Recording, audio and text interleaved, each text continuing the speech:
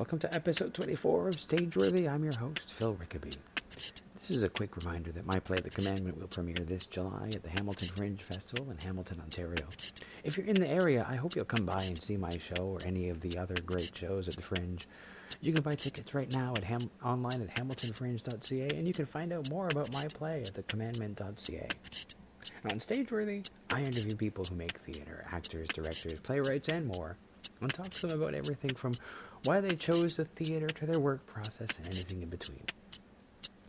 You can find Stageworthy on Facebook and Twitter at StageworthyPod, and you can find the website at stageworthypodcast.com. If you like what you hear, I hope you'll subscribe on iTunes or Google Music or whatever podcast app you use, and consider leaving a comment or rating. My guest is Nisha Coleman, a storyteller and musician currently living in Montreal. Her solo show Self-Exile, exploring isolation, flatulence, selective mutism, music, and what it means to be yourself, is currently being seen at the Montreal Fringe and will also be presented at the Toronto Fringe Festival.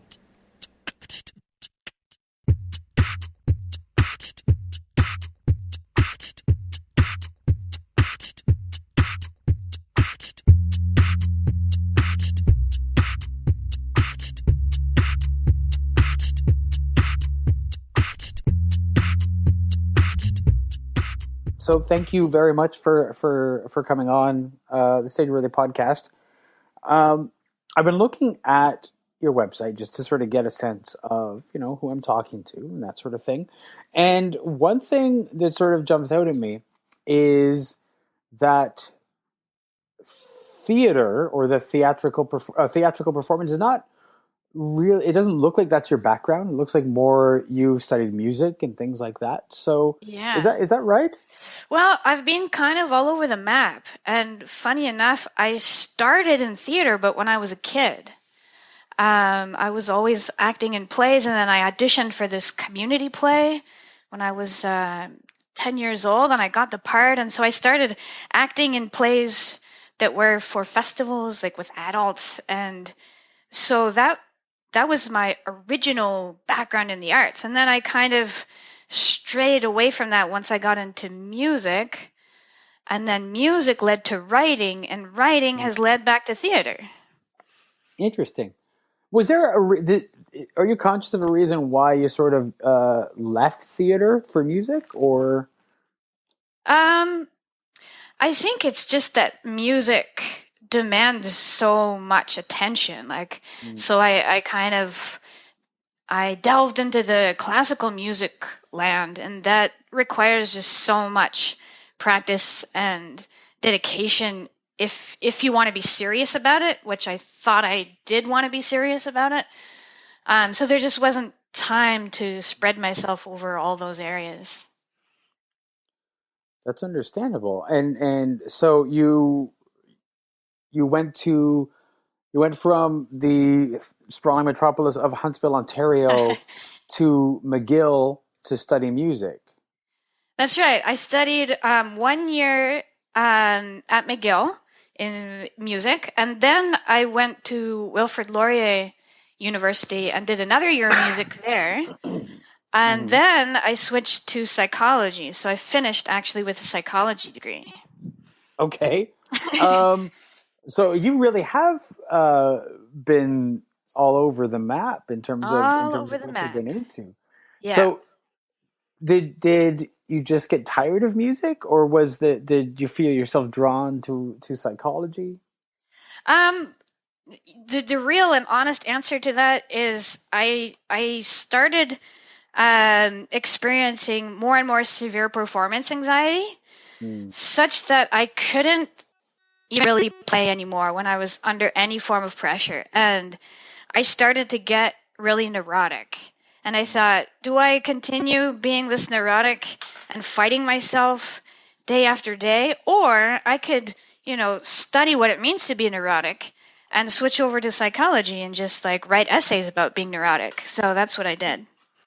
Did you find that the studying psychology gave you any insight into performance anxiety and things like that, or? In a way, yeah.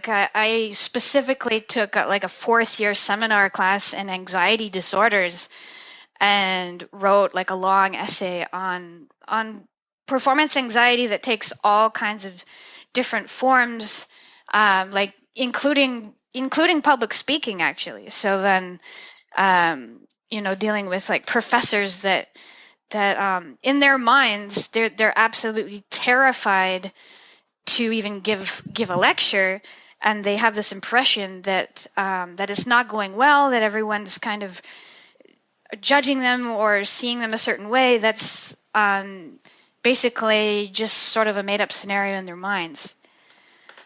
So that, and also like sports psychology. I started looking into like how athletes also deal with sort of the same form of anxiety. It's just that it's in a different area. What did studying this help you? Did it give you any insight into your own anxiety in performing, or were you able to learn tools that helped you to deal with it, or did it just sort of stay academic? I guess not in a practical sense. I guess I just learned to sort of accept that I have this particular form of anxiety that surfaces when I play violin in front of an audience. I have since noted that as a busker, because after university, I moved to Paris and was playing violin on the streets in front of like hundreds of people a day, and yet I wasn't afflicted by the same anxiety. So studying it was just sort of reassuring in the sense that I'm not the only one who's dealing with this, because I guess that's how I felt in the music program. It's like I started like sort of feeling isolated in the sense that I felt like I was the only one struggling so much, but it's a pretty common affliction. So when you were in, and I mean, we will certainly come back to busking on the streets of Paris, but did you find that, do you have any insight into why when you were busking there was no anxiety? It's something I've thought about a lot, and what I think it is that there's really no pressure when you're busking, because nobody's paid to come and see you. No one's expecting a certain piece to be played a certain way. There's no real judgment involved, and the pressure was off. And also, I noticed that if too many people started to conglomerate in front of me, then it would start to feel too much like an audience, and then I would start to get nervous. So it's like I can deal with scattered audience members, but if it starts to feel too much like a performance, somehow I can't handle it. Yeah. And so, I mean, just to get to the meat of why we're talking, you have a show called Self-Exile that's about to open at the Montreal Fringe, and then after that, you are going to the Toronto Fringe with the show. Right. Yeah. Can you tell me a little bit about Self-Exile? Yeah, Self-Exile is it's a solo storytelling show, and it's a personal story about growing up, about navigating the world under unusual circumstances. So it's I go through different phases of my life and pinpoint different moments. Self-Exile, the title, refers to two things. One is a severe shyness that I battled growing up, and that got so severe in adolescence that I basically was mute. Like, it's called selective mutism. So it's someone who can talk but chooses not to. And also this tendency to sort of disengage from life itself, from friends and family, and just sort of self-isolate. Sounds pretty dark, but it's actually like borderline comedy. It's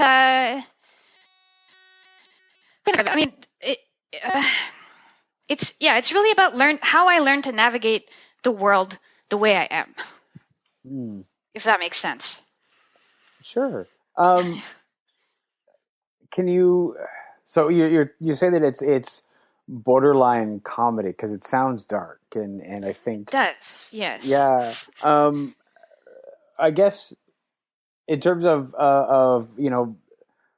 straddling the dark and the comedy, is there a way that you've managed to do that generally?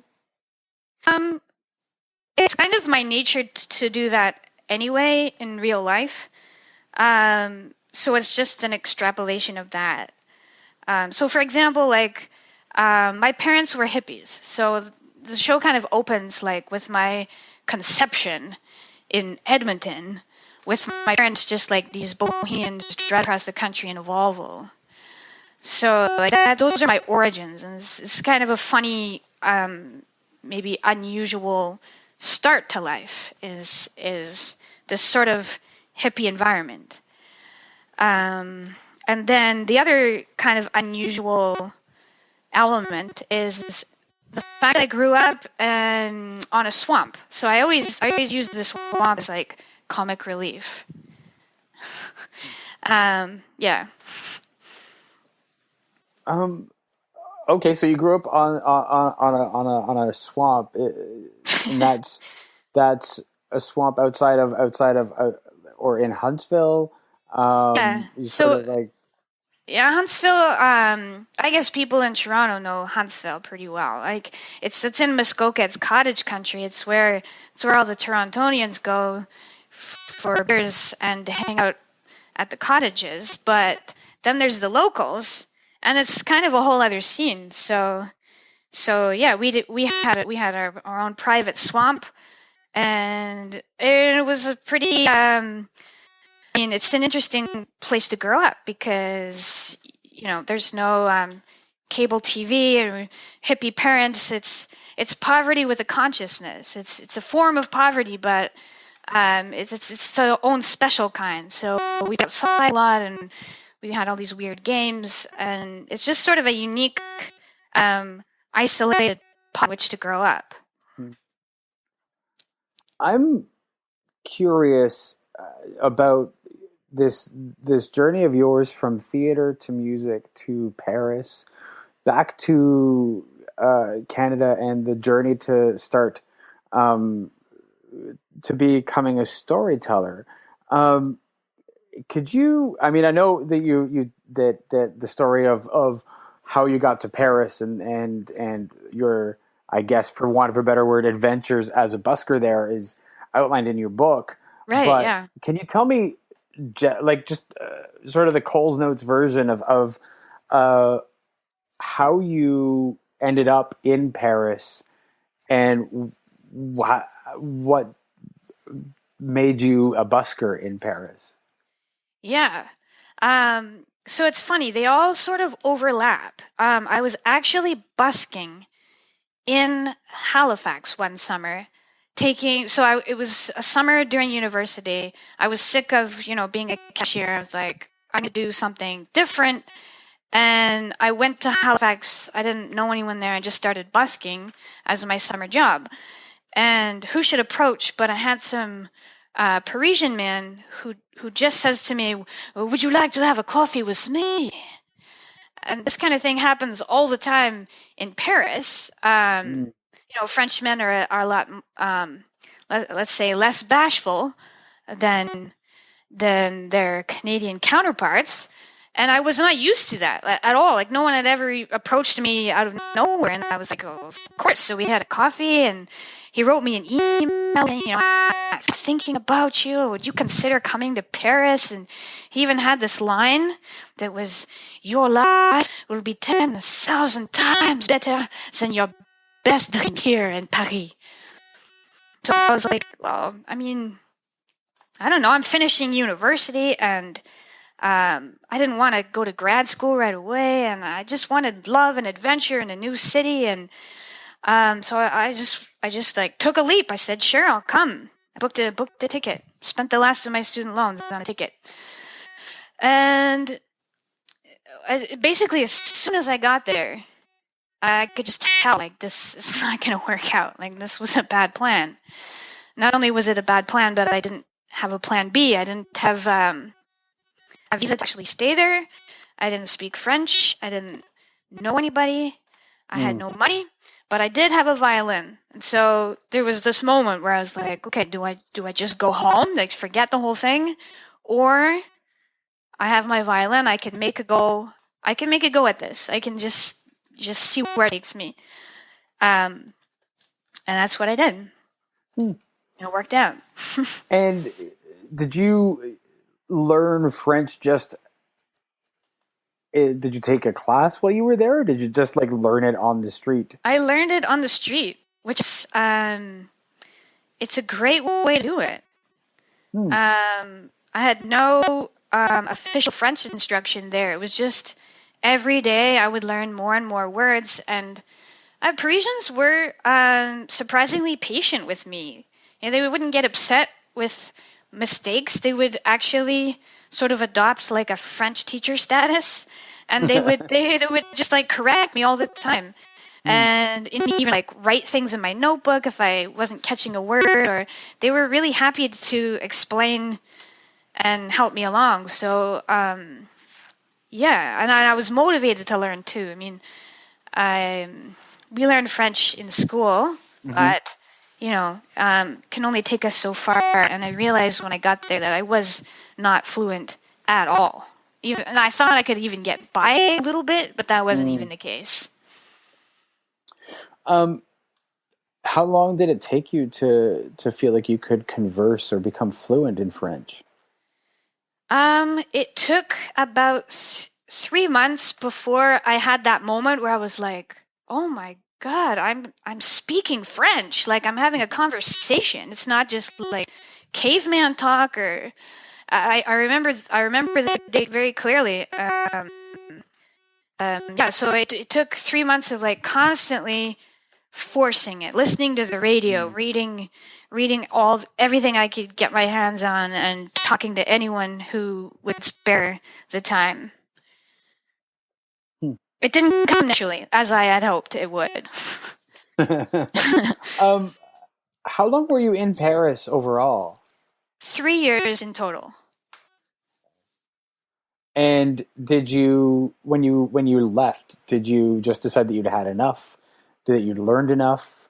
What brought you back to Canada? Yeah, like I was definitely missing Canada. I had a Parisian boyfriend, and things were going well, and he kind of needed a change too. And when we thought, let's just go to Montreal and see what that brings. It's a French-speaking city, and we could both get by there, and it's my country, and it just made sense. I felt like I was kind of saturated with my potential there as a busker too. Like I think I had done all that I kind of needed to do there. And when did you start getting back from music to words to storytelling like on a stage? Well, when I was playing music in Paris, I was writing at the time. I was writing about the things that were happening to me, and I didn't think that it would become. It was just sort of a thing that I did. I'd come home, just kind of write about the day. But so these stories started to take shape, and they started to become kind of what was looking like a memoir. And so when I came to Montreal, I was rewriting, and finally I had some polished chapters. And there's this event called Yarn. It's a monthly event in Montreal where you can either do storytelling or read fiction or nonfiction. So I signed up to read my chapter. And so it started off actually just reading on stage, reading a chapter from my memoir. And that sort of organically transformed into the same event, but now telling the story instead of reading it from a page.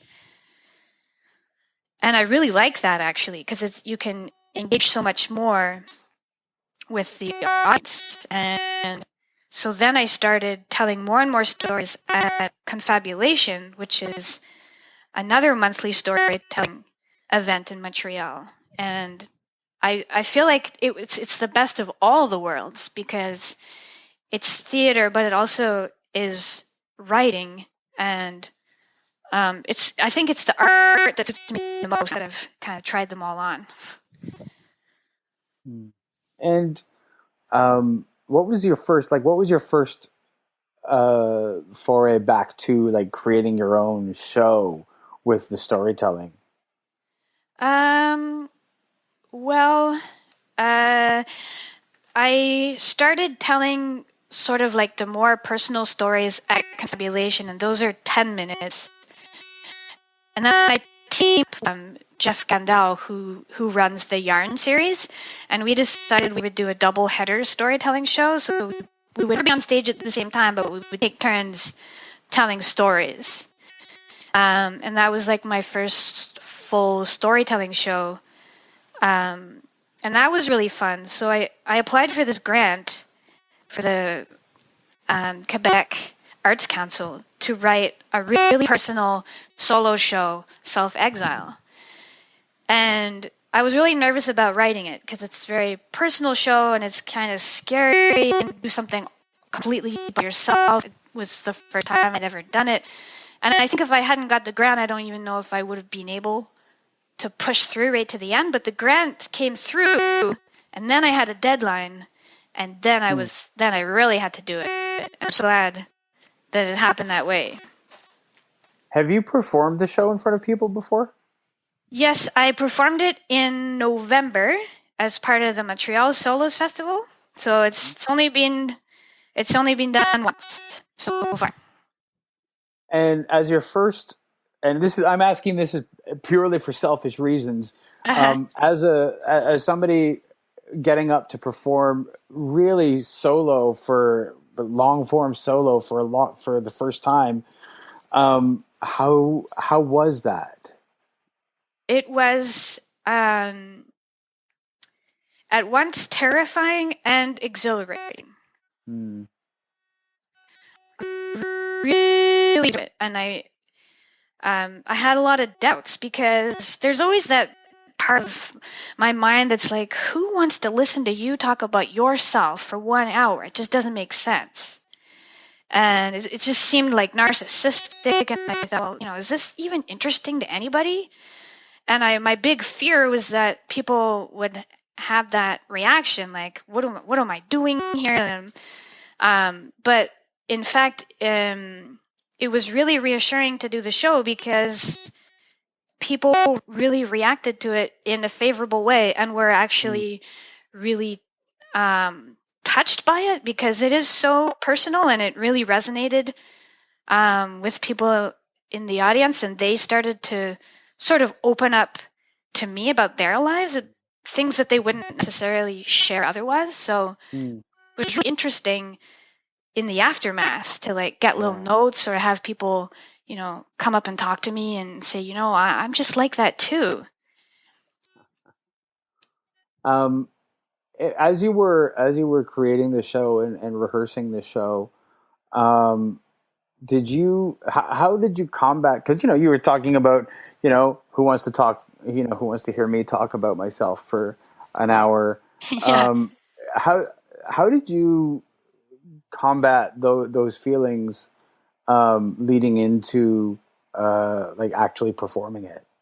I would say the biggest help was my director. That's Jeff Gandell. We work really well together, and he offered to direct the show, and I think it was a good call. Like it was a good match, and I remember the first run through, like I was maybe even more nervous the first run through with him than even on stage, because that was just the look on his face was going to tell me everything. And his reaction just with the first read through, he said, yeah, this is going to be art, so don't worry. It's going to be okay. And just having just that one person, that's all you need. It's one person who believes in the thing that you're doing. Yeah. And he really helped. I feel like when you're doing solo material, you really need at least one other brain and eyes on the stuff, because you're just too in it. So it really really helped just shape it in a way that was palatable. Yeah. Yeah. No, I totally get that. I mean, I'm getting ready to do my first solo show ever. Oh, nice. Myself, and you know, I have a director that I trust, and I Yeah. couldn't imagine trying to put this on its feet without an outside eye. Yeah. No, I think it's not a good idea. Also, I think that without somebody's, I don't know, approval, Yeah. or for want of a better word, I think that I would be paralyzed Yeah. with doubt in Yeah. the whole, like, leading up to it. Exactly. Yeah. Yeah. You And just of need course, that one other person that's like, no, yeah, you're going to be okay. This is worth it.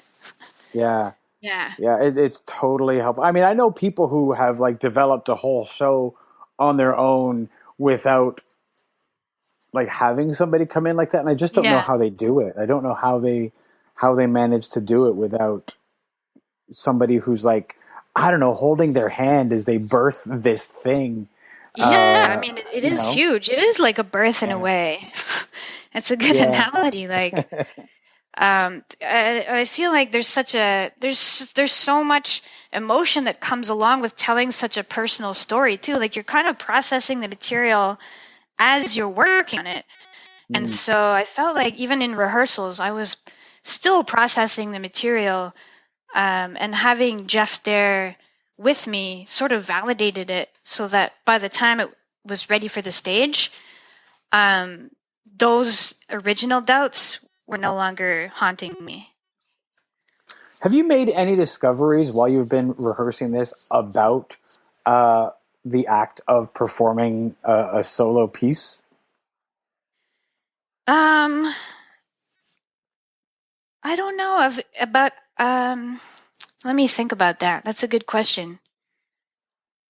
I guess it's just a matter of finding a balance of like being grounded on stage, but also with enough variation that you can keep your audience captivated for an entire 60 minutes. Like, it's a long time to hold an audience's attention, and it's a lot to ask from an audience. Yeah, So I feel like,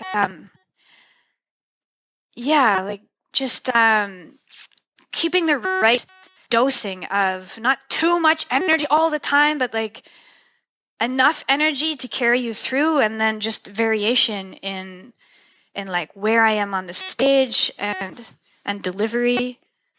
That kind of stuff. Yeah, it is a lot to ask of an audience to listen to one voice for an hour. It is. Yeah. I'm aware of that. And I really I can't thank my audience enough after a show, because I'm like, you stuck with me through this whole like itinerary, and I just felt so grateful after the first show of Self-Exile in Montreal. Yeah. Yeah. What did you discover in performance of it? Did you find out something that you didn't know while you were performing it for the audience for the first time? Yeah, I guess I mean, Self-Exile is a little bit about, or a lot about, figuring out who we are as people. So it's me figuring out who I am. And in the process of writing and performing it, I feel like I really, really got even closer to actually who I am. My sense of self is really malleable. It's really watery. And so that's part of the show too, is like being sort of a shapeshifter and not really knowing like who I am, but just sort of slipping into different worlds or bouncing in between worlds. And I feel like just in articulating that, I sort of discovered who I was even more. Yeah. I don't think that's. I mean, I think that a lot of people are malleable in that way. Maybe not without even noticing it. Yeah. But I think you're right that in doing so, because we slip into, I don't want to say a persona, but we slip into an aspect of ourselves given in each given situation that a lot of us don't know who we are. Yeah. And I wonder if that's even exaggerated in actors' lives because they are playing so many different roles, and they sort of have to become different people. I imagine that's adds an extra element of confusion to one's self-identity. It certainly might. It certainly might. Yeah. I know. It's funny because I know. I was just thinking about how people are, how we slip into different roles. Generally, I know so many actors who are actually introverts, as opposed to what people think an actor is, which is an extrovert. Do you on that particular scale? Do you put yourself more on the introvert scale, or where do you sort I'm of sit? pretty much as introvert as it can get. I mean, again, like this is part of the show, is like how extremely introverted I can actually get. And then people are sometimes surprised because in social situations I can put all of that away and I can be a clown and I can be the extrovert. And when I tell people, no, I'm actually like extremely shy and extremely introverted, people can be quite surprised sometimes. Well, I think that when people see that, when they see like somebody's acting, they don't see all of the energy that goes into making yourself do that, because it's not easy to put yourself in that situation when you just want to sort of hide. I feel like don't want to be like, when you put yourself out like that, it's exhausting. Exactly. It's so incredibly draining. And like friends of mine remarked even that like I'll have like this big smile, and then as soon as the door closes to whatever event it was, it's just like collapse into exhaustion because it's so hard to maintain that level of energy. Yeah, absolutely. Yeah. It's more that it's, for me, I always sort of think of it as I don't get energy from that room of people. Yeah. My energy is expelled in like people. Whereas I know people who are extroverts, and when they're in a room full of people, they're just like, that is fueling all of their energy. Exactly. And when that door closes, they are not exhausted. No, they're up for hours after that. Yeah. Do you find that performing is different than like being at a party as an introvert? Actually, yeah, that's a good question, and I've never thought of it that way. But after a performance, I'm usually buzzing with energy, even though I know I'm like maintaining a certain energy level that's not necessarily natural to me. I think that being on stage gives me energy because I feel like the audience, by paying attention and by listening, they're like sharing their energy with me. And so I always actually feel quite energized and have trouble sleeping after a performance. Do you find that? I know what you mean. Yeah. Oh yeah, absolutely. Yeah. Absolutely. That's like, I will buzz for a couple hours after a performance before I actually manage to relax enough. Right. But then, of course, once that energy is gone, I am crash. out. Yeah. Crash. Yeah. Yeah. So the show that you did with Jeff Gandell, Things Drugs Taught Me. Right. So you sort of took turns telling stories in that way. Yeah. Was he a more, when you sort of started doing this together, was he a more he'd told long form stories before and was sort of like helping you introduce yourself as a solo performer in a longer form, or was he as new to it as you were? He had done 2 solo shows prior, so in terms of long form solo, he was good at helping me with Self-Exile. For Things Drugs Taught Me, because we were switching back and forth, we still were in the 10-minute format. So it was still what I was used to. So we're telling 3 stories each, but separate stories. So I was still within my comfort zone. But it was a really good process to just be able to workshop each other. And and like have two very different people with very different experiences, but somehow make it so that it doesn't feel completely polarized, so that there's like some kind of main something anchoring the show itself. Yeah. Are you looking? Is there something you're looking forward to in the like you're going to 3 Fringe festivals, one at home, one in Toronto, one in Muskoka. Yeah. Is there anything in particular that you're looking for from each, or that you're looking forward to? I'm looking forward to seeing a lot of amazing shows. I'm blown away. I'm blown away by all the projects that people have been working on all this time. I can't wait to see what Toronto has in store. Montreal, I'm already deep into it because it started the other day. So I'm looking forward to being inspired by seeing what other people are up to. I'm looking forward to showing what I've been up to and getting feedback from that, because that's always interesting. And perhaps even like comparing cities. Like I've only told one story in Toronto and Montreal. Otherwise, it's either a Toronto story or a Montreal story. But it's interesting to see maybe different reactions from different cities. It's possible. There was also a couple of scenes that have some French in it. And in Montreal, that went over fine. And I'm wondering, what are Torontonians going to think of French embedded in an English show? I'm not sure. That's going to be very interesting, actually. How much French is in it? There's like a dialogue. Like sometimes I play different characters, so it's a dialogue of like early conversations that would have happened in Paris with middle-aged men. And then it's maybe like the funniest part of the show. So in Montreal, it was like kind of the highlight. In Toronto, I'm not sure.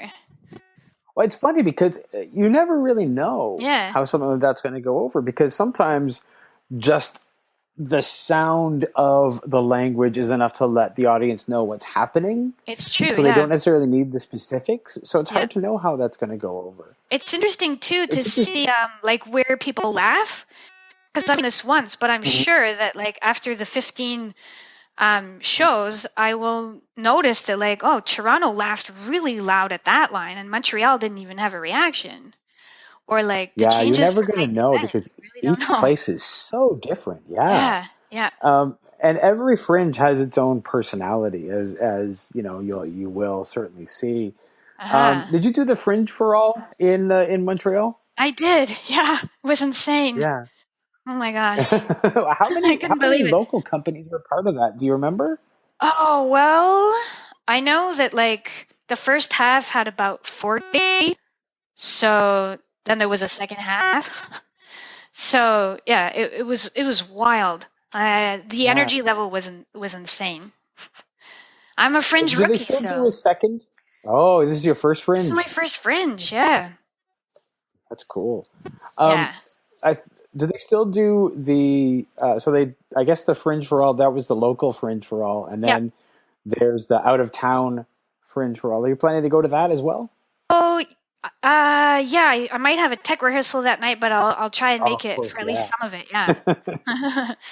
Yeah. It's always that. I mean, the Fringe for All is something that like it's pretty unique to Montreal.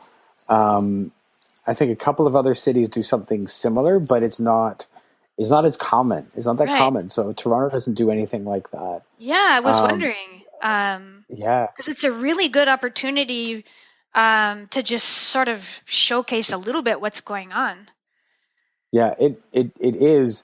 It's just, I think that it's one of those, like, where do you put it in Toronto? Because, Montreal has that space for the 13th hour, which they can use for things like that. And again, that's another thing that's unique to Montreal, is that, that nighttime variety / talk show that happens, at like midnight, Yeah. and just is that that end of day thing where people can come together, and that's something that you don't find really in any other city.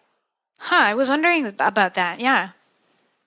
Yeah. So it's like like I was saying, each Fringe is so unique. And you'll learn a lot about each one very quickly. I'm sure the learning curve is going to be Yeah. pretty steep. Yeah.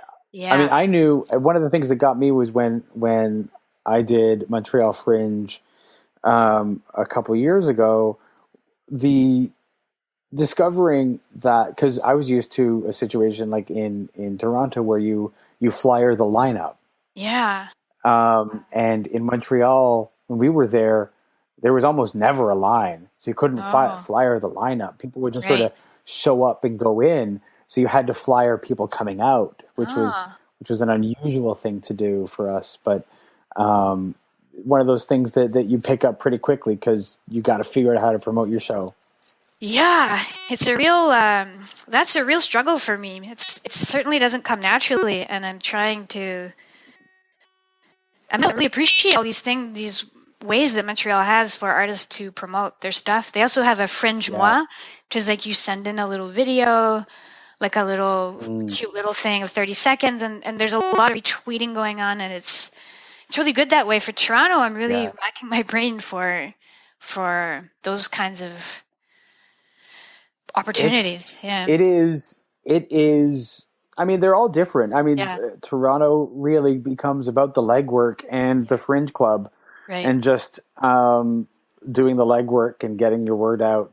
I mean, if you want to see somebody who knows how to work a Fringe, and you'll probably, I mean, I don't know if he's in Montreal, but Jem Rolls is a guy who knows how to work, and he will be nonstop.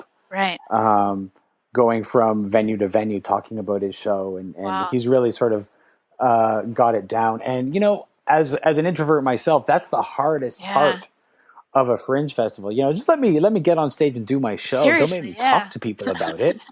Having to walk up to people and say, "Can I tell you about my show?" is like one of the worst things that I can think of. How is that received? This is my question. Like, are people like, "Oh yes, tell me about your show"? Because Fringe goers tend to be enthusiastic about shows. So, I mean, I think for the most part, it's rare to find somebody who's not receptive to that. Yeah.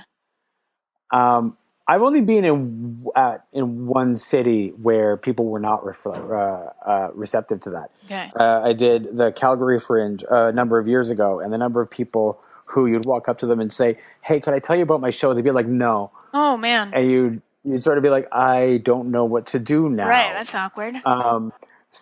But I think in general, I mean, if somebody is in line for a Fringe show, they are receptive. You just can't waste their time. Right. Because, you got to look at how many, I mean, I remember going to one line and I saw, it was like, I think it was Peter and Chris, and they had a huge line. So of course everybody was descending on it. And as I watched basically every show start to descend on this line, I thought, you know what, I'm not going to do that. Yeah. These people are coming away with enough flyers here. Right. But you definitely, it is an important part, and people are generally receptive. Yeah. Some more than others. Right. But I don't think anybody will ever say, "No, I don't want you to tell me about your show." Well, that's good. Yeah. And of course, I mean, having done your show in Montreal, you've already got a review from the Solos Festival, and you're going to get more buzz in Montreal. Yeah. That's something that you certainly should leverage when you get to Toronto. Make sure that you post, if you have star ratings or review clips, things like that, post that on every poster and talk about it every chance that you get. Right. Yeah, that makes sense. Yeah, I'm really glad to have this opportunity to do the Montreal Fringe. It was a really last minute thing. Oh, really? Yeah. So they did the lottery, and I was 4th on the waiting list, and everyone was like, "Oh, congratulations, you'll definitely get in." But Fringe was getting closer and closer and closer, and nobody was dropping out. And then it was like the day after they printed the program, I got the call. And they're like, listen, Oh my the goodness. program's been printed, but there's a spot. Do you want it? And Oh my goodness. I decided to proceed. But Yeah. it's very was kind of a last minute thing.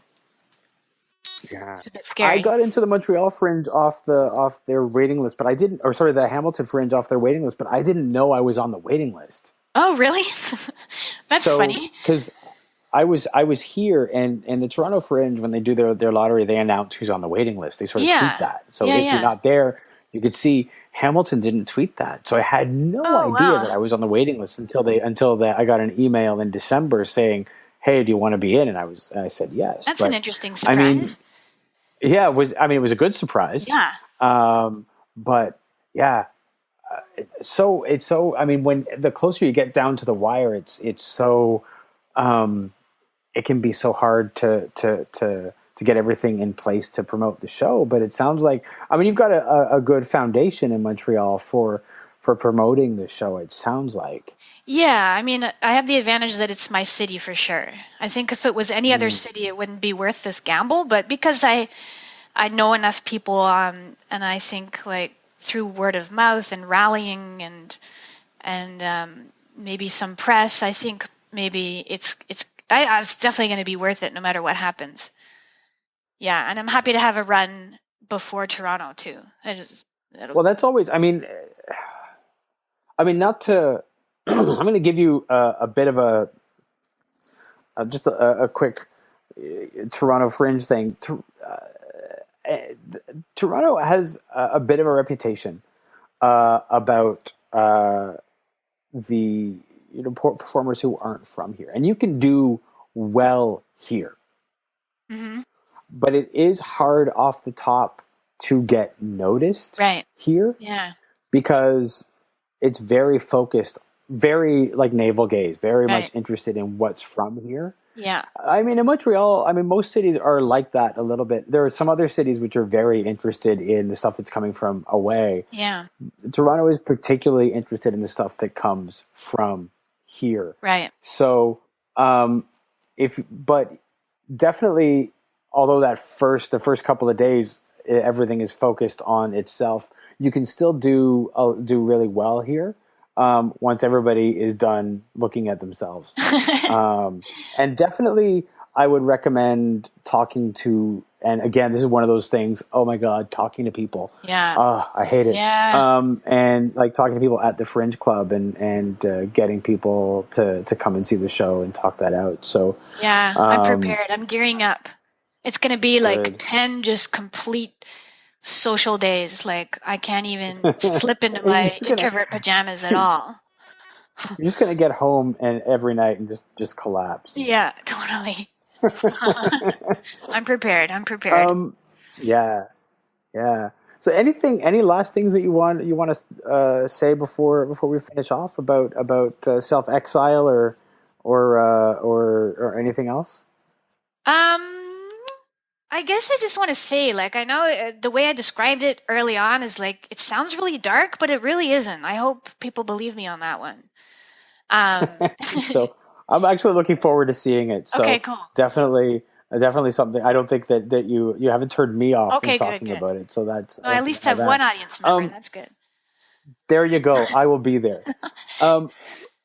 Where can we find you online? I know you've got your website, and that's nishacoleman.com. Yeah. Are you on the social media? Yeah, I've got a Facebook page, so it's Nisha Coleman author or writer. You think Nisha Coleman writer, I think? Okay, yeah. Writer.